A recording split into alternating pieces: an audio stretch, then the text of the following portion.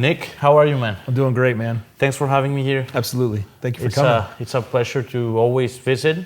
I want to talk with you about your professional development. Okay. You've been a role model to me since Appreciate that, man. Yeah, since we started meeting each other, and I was coming here for increasing my knowledge in strength and conditioning, barbell training. I always saw you as a very interesting guy, very curious man, looking for ways to develop himself. And I remember listening to one podcast. Somebody was asking you questions about your professional development, and maybe you talk with me about that first, so that you give us some background about your life, your professional life, and maybe also the way this mixes up with self-defense and your view on all of these topics about like strength, conditioning, self-defense, even like masculinity, manhood, and how all of that plays a role into your professional life and the way you have been able to make it a lifestyle pretty much. Yep. Something that you actually enjoy, you're passionate about, teaching it, all of those things. Yep. Maybe give us some background on that first. Okay. Yeah, I think over the years I've realized that I'm like coaching is my thing, right? So I think that was the thing that I was put here to do is to coach and teach. So I've always enjoyed that, even when I was, in school and in high school and stuff, I was always sort of coaching people and helping them out with learning things. So I've always enjoyed that aspect of it. And then the physical part of it, I think, I don't know where that came from. I think a lot of it is a thing in my mind that I need to find ways to feel confident. It's like even as a little kid. So like whenever I would do something, if I started a sport, for example, I don't know how I figured this out, but it makes so much sense, but I think a lot of people don't consider it and don't implement it, right? But I think at some point in my life, I figured out that the time I put in doing something is gonna give me dividends, right? So, like for example, I remember in middle school. And this is probably it is kind of silly, but this is like the first thing I can remember where things started to click for me. I was really big into rollerblading, really big into roller hockey. So like I played roller hockey almost every day. I was on a league and stuff like that. And the first time I got into like roller skating, and I had cheap skates with like hard wheels, right? And I was okay like skating and stuff. I was okay at hockey and everything. And then the first time I got on like a sport court, you know what that is? It's like a plastic flooring that sometimes they have for basketball and stuff like that. My wheels were just like sliding all over the place, and I couldn't even stand up. And so anyway, like I figured that out and got some new wheels. But that summer, like I was just like, man, like if I can't skate, I can't like I'm not good. Like I'm just gonna be sitting there watching everybody play.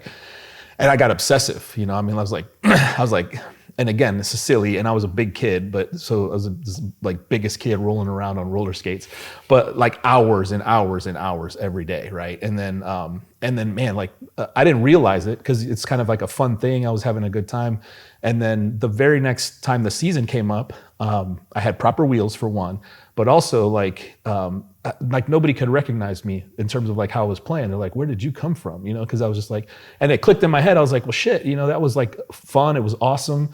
It was a skill that I wanted to learn anyway. And I got really good, like really good. And then like different things in my life have come in, like playing guitar, for example. Like I kind of get obsessive about things and I just do it all the time. So I spent most of my like middle school, high school we didn't have the internet, right? So, or at least not what it's like today. So spent lots of hours just sitting in front of the TV playing guitar, and I get really good, right? And then that kind of transferred into my physical activities too. I got into football and then got into barbell training, and then I liked it, and then I got like again obsessive about it and lifting, and I ended up kind of being the at least for my grade level, and even for some of the older kids, I was kind of like whenever they would start, or like the basketball team would come and I would help them like learn how to do the lifts and stuff. So yeah, anyway, man, I mean, to kind of keep the story short, throughout my life, I've had various jobs and careers, to make money and to support my family and stuff. When I was single, And coming out of college and then coming out of my first jobs, I got into martial arts. So I got into Muay Thai and submission grappling. And that became like my obsession at that point, right? So, I mean, I was training 25, sometimes 30 hours a week. But what made you start? Like, what was the thing that clicked to be like, I need to do this? I mean, I think like most men, like, I think fighting is at least in the back of your head, like something that you feel like you should be good at. I feel like I think a lot of men think they know how to fight and stuff, but I've always kind of had this like dose of reality that's like, man, I don't know what to do. And like, that's really cool. I want to do it. Right. And it was kind of like just a luck thing or whatever. My brother's boss was involved in Muay Thai, and I had no idea what Muay Thai was. And I had always like driven by the martial arts schools, the Taekwondo schools and stuff. I was like, I want to go in there. I want to check it out. Never did, right? So this opportunity came up, and we went down. It was downtown St. Louis, and I walked in there, and it's like, I mean, you know how Muay Thai is, right? You walk in, and there's women in there, there's skinny guys, there's big guys, and they're holding the pads, and it's like wham, you just hear that sound, and I was like, damn, like this is really cool. This is what I want to do. But no, I always kind of wanted to learn how to fight. I would read books and stuff. I wasn't really into martial arts movies or anything. It's just like, I think it was just kind of like playing football, playing rugby, doing physical sports. There's no like, I think I just needed a kind of physical sort of violent outlet for things, So I think it was just natural, man. There was no like instance where I like got beat up or something. Yeah. I got picked on and bullied. We moved a lot, so I got picked on and bullied, just probably like any other kid does. So maybe there's an aspect of that in there too, but there was no like single thing that was like, I was just looking for a physical challenge, maybe is the way to think about it. And that fit in really nice, right? Because it's like, that's a deep, the martial arts, like actual universe. Well, actual fighting, and really all martial arts. But if you want to talk about actual like either combat sports or self-defense, there's a lot of depth there and a lot of opportunity to just kind of get fully into it, right? So that was kind of the natural progression. Through the Muay Thai stuff, the folks that I was involved with, they had. My instructor had like a security service, so I started getting into security, and then the teaching thing kind of came in there too. So, we would go in and teach bouncers and bars and clubs how to do security properly, because none of them know how, right? They all just want to fight all the time. So, I got into teaching like the self-defense stuff through being a bouncer, and then I spent lots of years as a bouncer. And then I really liked the grappling side. We didn't do it very often. It was just like once a week, but I really liked it, And then years down the road, I got into Krav Maga, started teaching Krav Maga shortly after I started doing that. And then through Krav Maga, I started doing Brazilian Jiu Jitsu, because we had a Brazilian Jiu Jitsu program at our school. I started doing Brazilian Jiu Jitsu, and then I realized that was a whole other like thing that was so foreign. My first coach, JW Wright, I don't remember if he was a brown belt at the time, or maybe a black belt already, but he's half my size. He's a little guy. No offense, JW, but I mean, relatively speaking, right? But dude, the first time he came and taught a class, I had my gi on and stuff, and he probably a butterfly sweep, but he flipped me right over his head. And, I was over 300 pounds, and he's whatever, 140, 150 or something. And at that moment I was like, if he can do that to me, and this is after years of Thai boxing and submission grappling and, and bouncing and stuff like that. If he can do that to me with no effort, like this is exactly what I need to be doing, right? So that was like kind of the next thing. And then over the years, just moving around, going to different Brazilian Jiu Jitsu schools and stuff. That's, I think in terms of like what I've focused on in terms of depth in the martial arts world, it's been Brazilian Jiu Jitsu, obviously, right? I have a school now, and the self-defense stuff that I teach now is heavily focused on not necessarily Brazilian Jiu Jitsu, but in terms of like a grappling and clinch environment, right? So, I don't know, man. I don't know. Like, I guess to answer your question, it's just been like I've just kind of followed my my interests, and I have gotten deep interests, and then along the way, you know, becoming the starting strength thing was a part of the self-defense thing, because I was into like, I was teaching conditioning classes, and then, you know, having done barbells in high school, you know, I found CrossFit, and then I found RIP through CrossFit. And then the starting strength, I mean, it just kind of comes naturally if you're interested in analyzing and coaching and in a good method for doing things, right? So kind of layered that on top, and then starting strength became my full-time thing. And now, you know, we're at the point where it's starting strength gyms, starting strength podcast, Brazilian Jiu Jitsu, and then just helping the gyms grow, right? So. Well, something that I admire a lot from you, that I've seen you like develop throughout the years, is all of these skills. Like, if I could describe you professionally, you're just like a jack of all trades, right? Because you started coaching martial arts, and then I think at some point you started working with Rip because he needed someone to manage like the media stuff, and then you had to learn photography and editing and podcasting. And now here you are with all of these highly valued skills that any business requires to thrive. No, that's absolutely right. And it's, again, it wasn't intentional. You know, it's just stuff that I enjoyed. The other big aspect of my life, right? Because I've been married now for 16 years, 17 years coming up on, maybe 18, long time, right?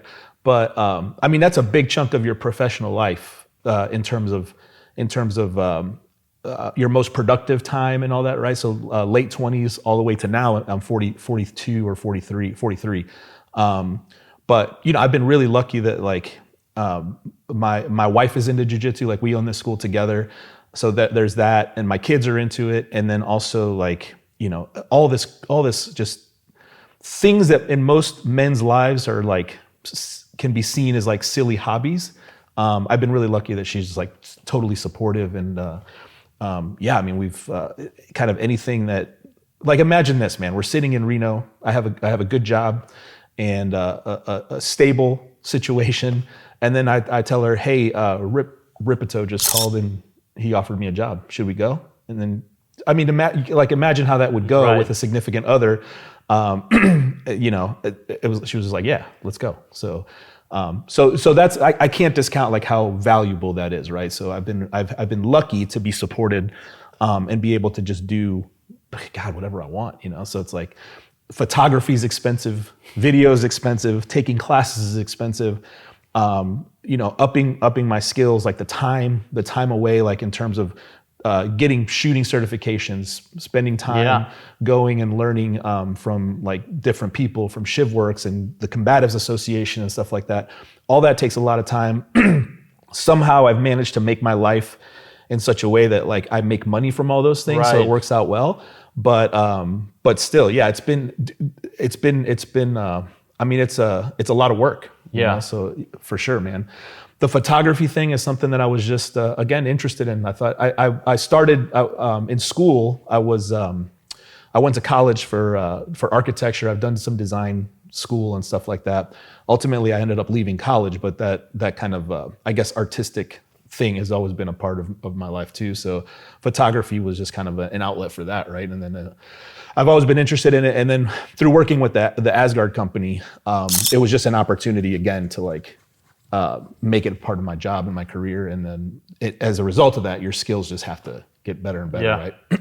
And that's why I say you've been a role model to me in many ways, but specifically because of what you just said, which is you make money while having fun and doing the things that you like. That is a very privileged position to have. Like, not like, I would say that's less than 5% of the world population.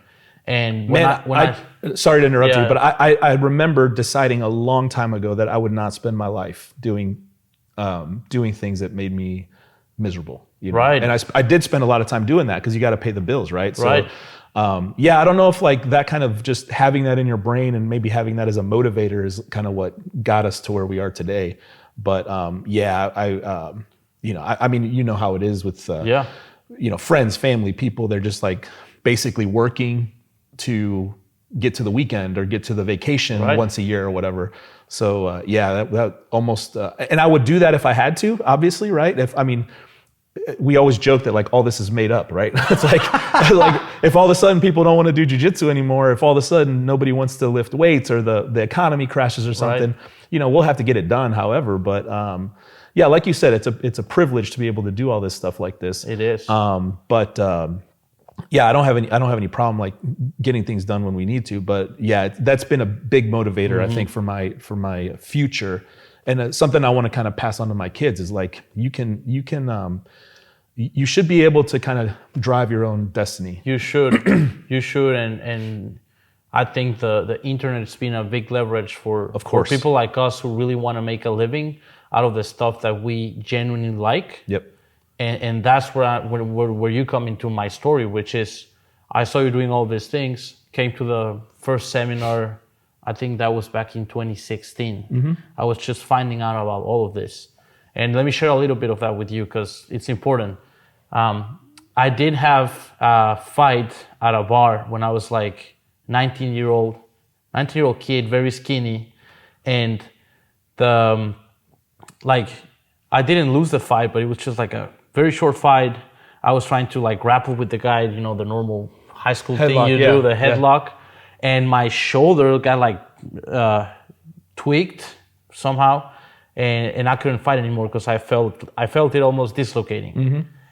And then he beat me like 2-3 times, and I was skinny, and that was like the wake up moment for me, where I was man, I'm very vulnerable, and I don't like this. I was into swimming because I had a back injury, and the doctor told me that I should swim to get the back stronger. Right. And I did that for like 2 years because I'm like very disciplined. But I never felt the back stronger or healthier. Yep. And I was very skinny. And then that like bottom line event happened where it was a wake up moment for me.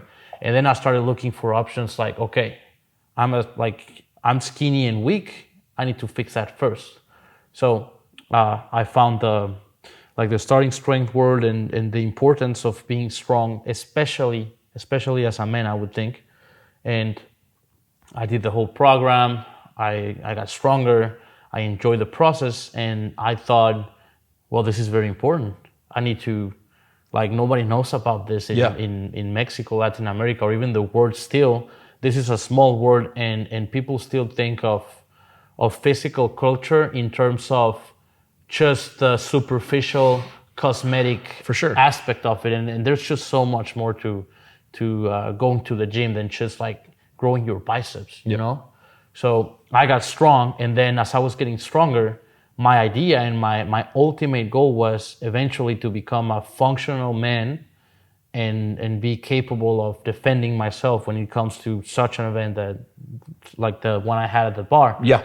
And then, I don't know if you remember, but like 5 years ago, coming up to the seminars for auditing and keeping my certification, I asked you once, like, hey, Nick, I want to get into self-defense. This is important to me. I did the foundational work, which is get strong first, in my opinion. And you did, right? You were real strong. I was real strong. Yeah. You gained quite a bit of weight. I was at my heaviest 250 pounds. Oh, man. I got to pressing 310. I pulled a 635. Jesus, man. You did it right. Yeah, I was very strong. And then I asked you, like, hey, man, I did this already. What's next? How do I get into self-defense? And I think you told me you recommended Krav Maga first. And I told you that we didn't have that in where I live in Guadalajara.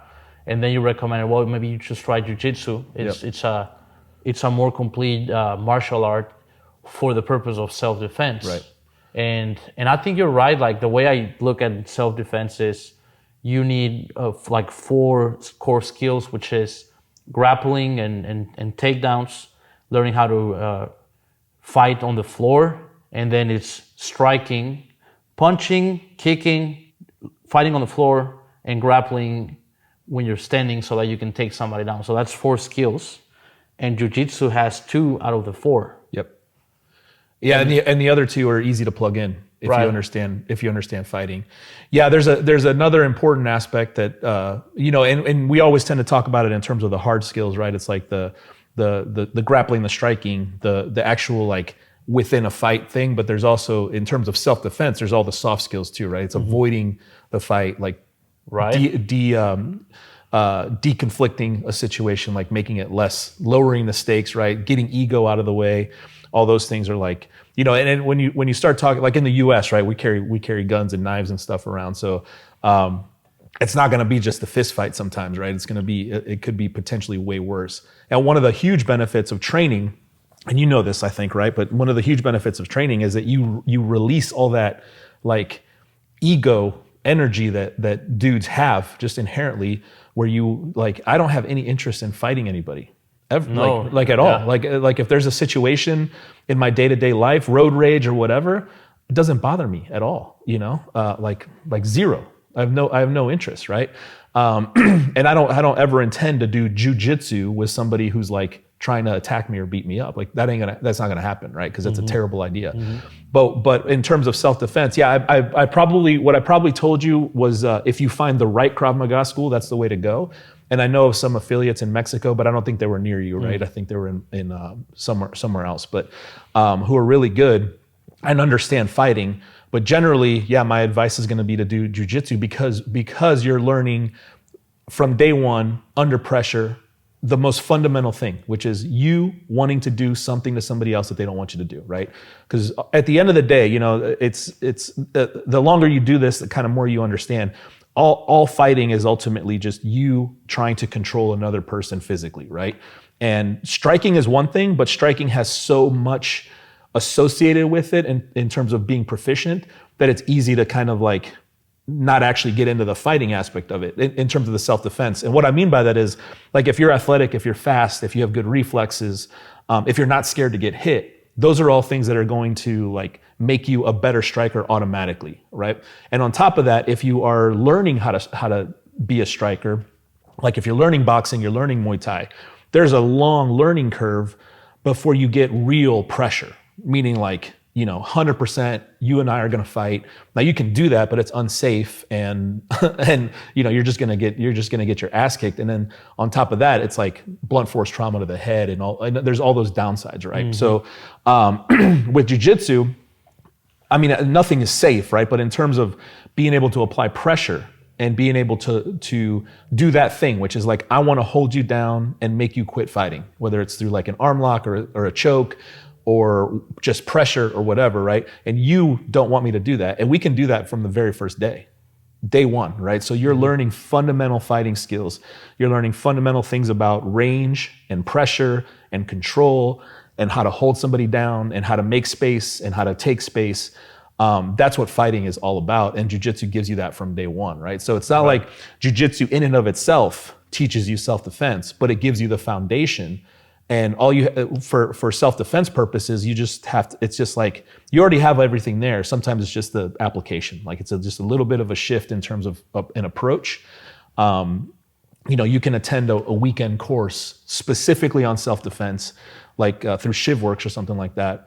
And that sets you up for a whole year of like being good to go in terms of self-defense. You know what I'm saying? Right. So does that kind of make sense? Yeah. It makes total sense. And the reason I ask is because you probably know this from experience as well.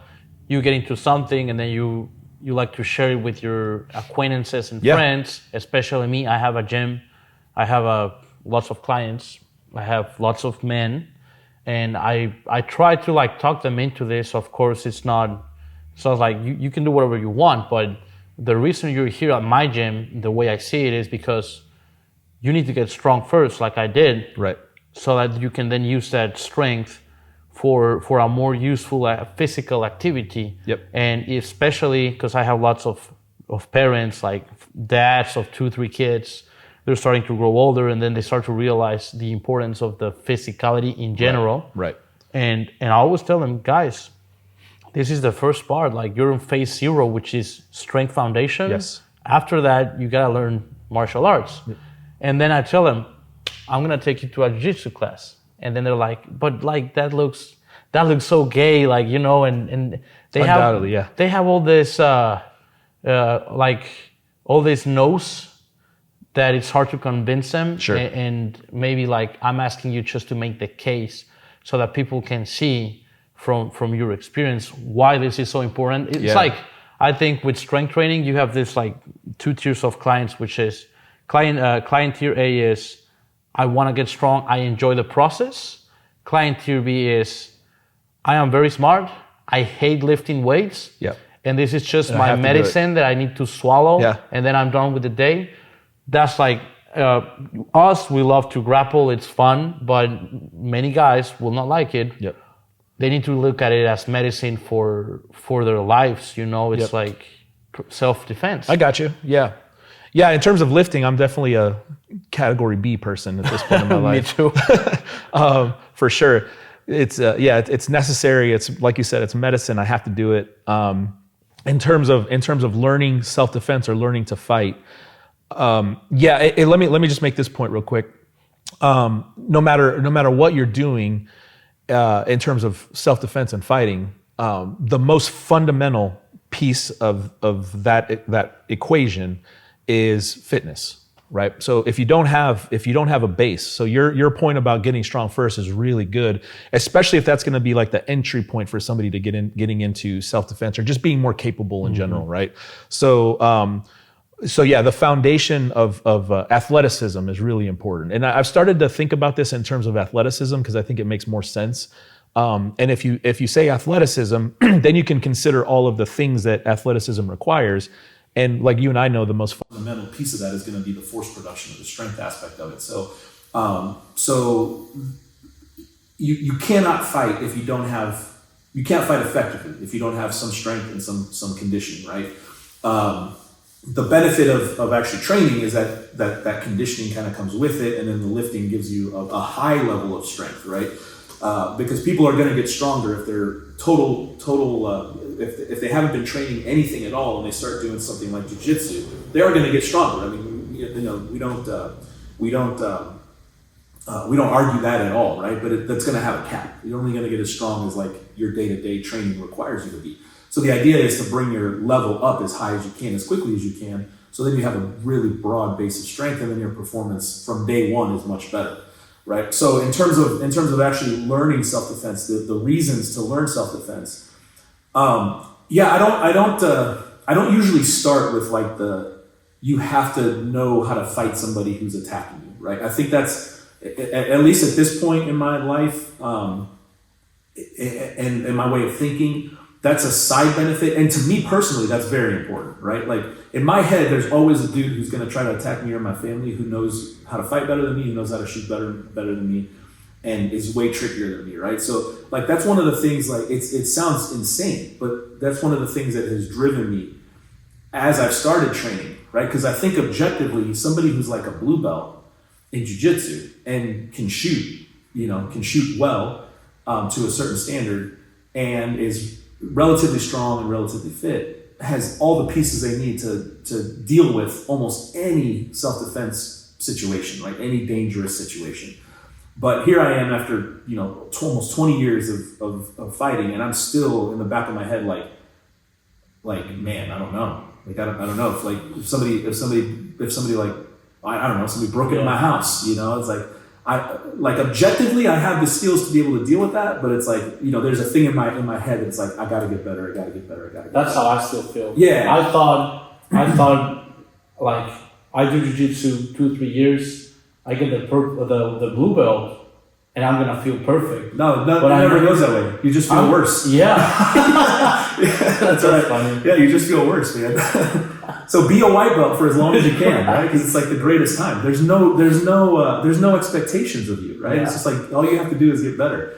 That's a thing, and I don't know if that's healthy or not, but I think that's probably. I do think it's probably healthy. I think that's maybe what has got us as a civilization to where we are, where it's like you're kind of worried about threats, But again, we're channeling that into some productive endeavors like lifting and shooting well and having this awesome community of people we like grapple with and we have a good time, right? So again, just to give you my perspective, the main benefit of something like Brazilian Jiu Jitsu is it allows us to just express this innate, like, I hate to use the word primal because it's kind of like goofy, but like seriously, man, I mean, it's like the first thing we did is fight each other, you know? Yeah. In our evolution for a long time. So I think, I mean, you watch little kids play, you watch animals play, and the first thing they do is just kind of mess around and grapple and sort of like play fight, right? So, and when I watch kids, like teaching the kids has been eye-opening because it's just so natural for them to just want to wrestle, you know, to want to wrestle around. So, in terms of being relatively low risk, in terms of giving you like all these conditioning benefits, the community, right? Because it's like something like jiu-jitsu or any hard martial art, combat martial art will weed out people with big egos, right? And you know that, right? Because it's like it's ego crushing. Yeah. So it's good people generally for the most part. It's good people. And the other really important thing is the very clear hierarchy that's built on performance, right? So when you walk into your school, you know who the best guy is, and you know what it's like to fight that guy. And you know who the worst guy is, and you know what it's like to fight that guy, and you know very clearly where you stand, right? And there's no bullshit. An objective hierarchy. It's very clearly objective because that day you can test yourself against each other, right? So I think that's something that's lost in almost every aspect of modern society. The hierarchies are just based on whatever people value, you know, whether like in school, it's like silly things like what clothes you wear or what places you go to or what shows you watch or whatever thing kids dream up, right? In business, it's like, it's a forced hierarchy, right? It's like, it's social, but then it's also like this person is the boss because they're the boss, right? Right. But in jiu-jitsu, it doesn't work that way. In hard physical things like weightlifting and jiu-jitsu, for example, there's a very clear hierarchy because it's objective, right? And you also get all those other benefits of just like having a hard physical effort multiple times a week. I think in the book, in Starting Strength, Rip says it's substitute caveman activity, right? Mm-hmm. Lifting weights and that fits beautifully with martial arts, especially with something like wrestling or jiu-jitsu. It's caveman activity, right? And we need that, man. We need that. Like we need that to be whole. Right. So I start there when I'm talking to people because I don't necessarily think it's valuable to make it like a scary thing. Like just like with lifting, like some people take this approach of like, if you don't do this, you're gonna be frail and sick and weak and you're gonna get hurt, you're gonna get injured, right? That's all true potentially, right? But it's far more satisfying and easier for me to be like, these are all the cool benefits of this. And by the way, you know, you could kick someone's ass if you needed to, right? And hopefully you don't ever need to. Because the truth is, man, the people who can afford to train here and the people who can afford to train at our barbell gyms, they're not living dangerous lives. You know what I'm saying? There are people we will work with who are putting themselves in situations, right? Like if you work with law enforcement or military folks, and that's a kind of a different situation. It's a little bit more focused. But I think most of the people I interact with in a professional sense, for the most part, are living comfortable, safe lives in safe places where they're not likely to deal with a self-defense situation. Now, that's not to say that it can't happen, right? It can happen, and the statistics are that it you know, if at some point in your life something like that will happen, and it might be from somebody you know, right? Especially for like the women and kids out there.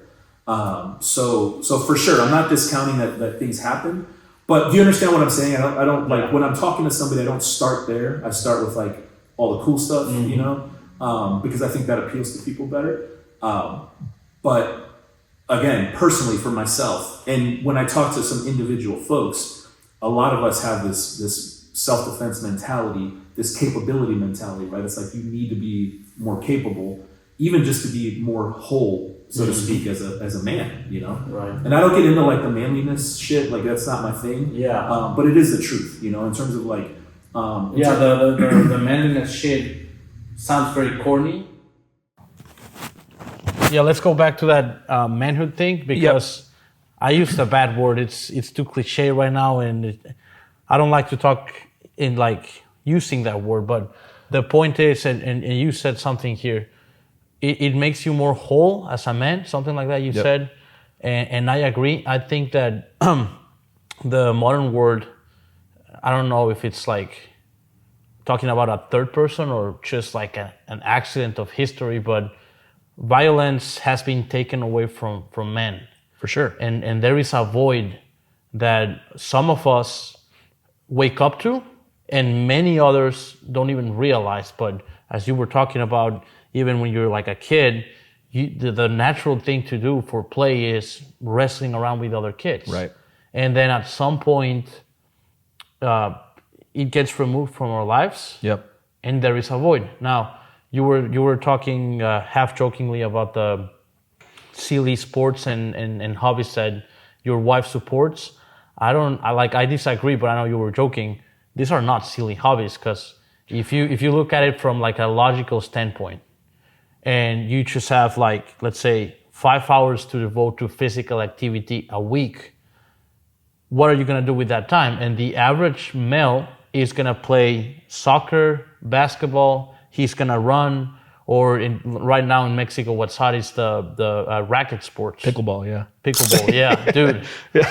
It's huge here too. It's let me clarify real quick, because what I meant by that was, like in most relationships, husband, wife, kids, the things like your shooting hobby and your Brazilian Jiu Jitsu hobby, to the wife, it's like, that's a silly thing, right? Yeah, for sure. And it kind of is. I mean, in the, like, when people have other stresses going on, right? So that's kind of what I meant there, because I think a lot of, like, I have to be realistic in understanding that most people are busy, and this isn't their job, this isn't their life, and they're only going to be able to devote X amount of hours per week to this kind of stuff, right? So one of the things that I try to do is, like, when people talk to me, is like, dude, you gotta, because everybody gets excited and they want to do it all the time, right? Yeah. But it's like, if you want to make this sustainable long term, if this is something you enjoy, you got to balance it with your life. And probably the hardest part of that is going to be at home, right? Because how many hours are you gone? Right. And at some point,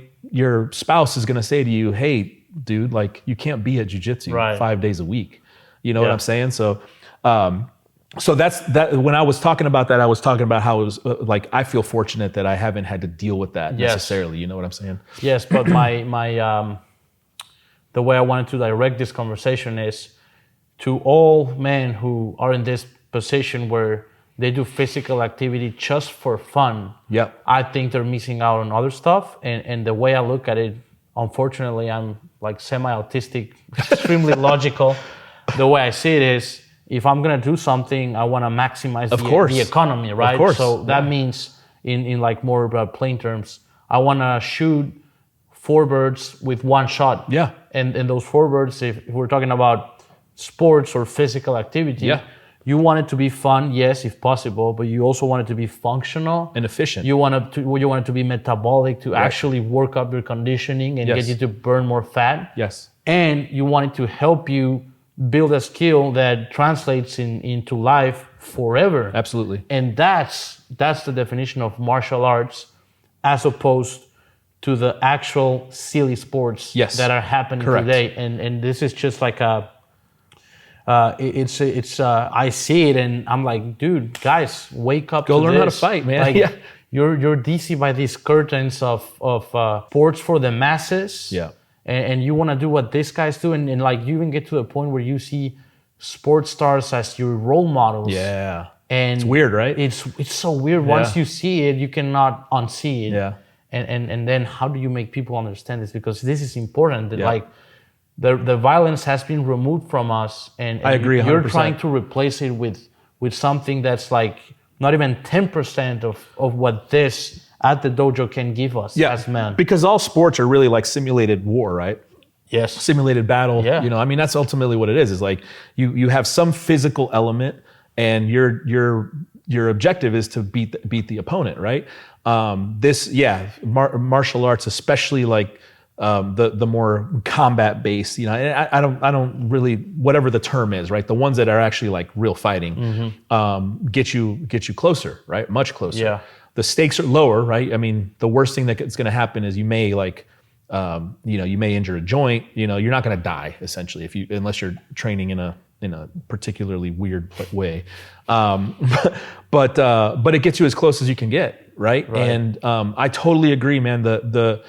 We don't have in our current comfortable modern society, and it's not a bad thing, right? It's not a bad thing at all. but we don't have a relationship with violence at all. Nobody, very few people do. And there's a lot of downside, obviously, that comes with having a relationship with violence. But I think we have to understand that it's an important part of our existence. And if you have an opportunity to be able to expose yourself to controlled violence in a safe environment, for most people, most of the time, you should definitely do that, right? So, like, Sure. Even if it just means like owning a firearm and learning how to use it, right? At least you have some thing in your mind that says, this is a firearm and it kills people, and I have the power to do that, right? Again, not as good as like actually learning how to fight, but you have to have some level of relationship with violence. Yes, you have to have familiarization with it, so that you can actually be a better person to society in general. And then if more men understand how to control and will violence and actually in a responsible way take control of it, I bet 100% that society overall would benefit a lot, because you'll be making men stronger. So yeah, I mean, that's where it's at. Agreed, man. Agreed. Yeah. So with things that you can do, right? The problem that we're always dealing with is, and this applies to barbell training and to something like jiu-jitsu. It's hard, man. And people don't want to do like this. All this stuff we're talking about no longer having the physical outlets, no longer having the relationship with violence, no longer having like, all of our like our thinking and our emotional states are all tied to hard physical effort. I think that's our default level of existence is hard physical effort. And the further you get away from that, the sillier things get, right? And you can see it, man. I mean, the people who are the silliest out in the world, just saying and doing ridiculous things, look at what they look like, right? Yeah. It's obvious that they don't have any relationship with their actual body. You know what I mean? In terms of like how it works and what it can do and how it can perform, and they don't push, right? It's almost like you hear somebody say something ridiculous on the internet or in person, and without even seeing them, like you can picture what they look like, Yeah. So yeah, the further away you get from that, the more dangerous I think things come for us, for us in terms of, bigger picture stuff, like just being convinced of silly things, or being controlled by a government, or being controlled by just the products and things that you consume. You know what I'm saying? So yeah, it's a way bigger issue than people think. Of course. Yeah. 100%. Yeah, because if you're not involved in hard physical effort, your brain is weak and soft. Yeah. I mean, I think that's probably the best way to say it. Right? And if you have lots of weak and soft brains, then it follows that maybe society is not where it could be. Exactly. In terms of potential and the progress we could be making. We should be in Mars already right now. Yep. Yeah. So, no, I agree, man. Yeah, there's and for men specifically, you've got to set an example, I think, for your children too. There's going to be a time where, and I remember when this happened for me, but there comes a time when you realize your dad is not like the strongest dude in the world, and he's not the superhero that you think when he's, and not, I mean, that sounds bad, but I know my kids are going to be there soon. They're going to be at that age soon, if they're not already. I think my son armbarred me the other day, and I was like, oh man, like legit for real armbarred me. Wow. And I think that's like the first, like he's caught me before and things, but this is like the first one that is like beautiful setup. He's 16, just got his blue belt. And I was like 100%. That was all you. So, that's great for me as a dad, as a coach. But at the same time, I was like, shit, now he thinks he can beat me. You know what I'm saying? So you know what I'm saying? So there's that you've got to, you want to push that, in my opinion, you want to push that off as far as you can. It's like, don't let them start thinking you're not who they think you are at the age of 11. Right. You know what I'm saying? As like at 15, 16, 17, 18, that's natural, right? You have to start separating yourself from your parents, and becoming your own person. but don't accelerate that process by Right. being a piece of shit. Right. You know, by being just a slob and not having any physical capability at all. You know, because then all of your other faults are just kind of like, well, yeah, you know, my dad is a slob, my mom is a slob. Of course, you know, I don't like them or what. You know what I'm saying? Yeah. And this may be my own shit, but I think that's really important. You know, course. you gotta be setting an example for your children. Of course. Well, Nick, thank you for this opportunity to have this conversation. Again, I thank you for being a part of this in my life, and I'm not planning on stopping any soon. Awesome. I want to advance into other martial arts and eventually also maybe learn how to use guns and things. I think it's like a ladder of things that you need to start to acquire as you advance, and especially as you grow older as a male. Yep. So thank you for all the knowledge that you share. Thank you for having this academy, and I hope that you continue doing what you like, sharing with us, and we just continue like seeing each other and choking each other, man. Thank you very much, man. I appreciate right. it. Good. Nice, man. That was great.